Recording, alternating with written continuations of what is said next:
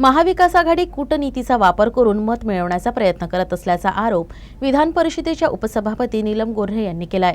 तर भावना गवळी यांचं काम दुर्लक्षित न राहता त्यांचा मान राखला जाईल असा शब्द मुख्यमंत्र्यांनी दिलाय आणि तो ते शब्द पाळतीलच असा विश्वासही त्यांनी व्यक्त केला। त्या नागपुरात पत्रकारांशी बोलत होत्या। यावेळी त्यांनी राहुल गांधींच्या गोंदिया भंडाऱ्यातील सभेवरूनही निशाणा साधला। आणि अशा वेळेला महाविकास आघाडीचं नेतृत्व करण्याच्या नावाने समाजातल्या अनुसूचित जाती जमातींची दिशाभूल करण्याचा खोटारडा प्रयत्न जो चाललेला आहे, त्याच्यात मनुस्मृती बदलली जाणार आहे, मनुस्मृतीचं राज्य येणार आहे, घटना बदलली जाणार आहे, असं काहीही नाही हे सांगूनसुद्धा हा जो खोटा प्रचार केला जातो आहे, त्या संदर्भामध्ये मी सामान्य लोक आणि जनता आणि शेतकरी यांच्याशी पण संवाद साधणार आहे।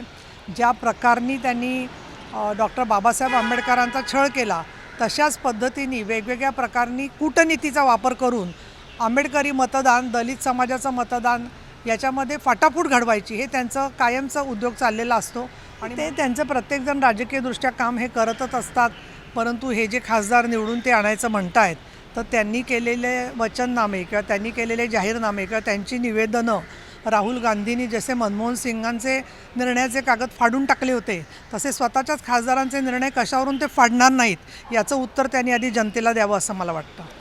त्यांना वाईट वाटणं स्वाभाविक आहे। आम्हालाही पक्षाने जो निर्णय घेतला त्याच्याबद्दल माननीय शिंदेसाहेबांनी अगदी व्यवस्थित विश्लेषण केलेलं आहे आणि भावनाताईंचं काम, भावनाताईंचं संपूर्णपणाने कार्य हे कुठेही दुर्लक्षित राहणार नाही।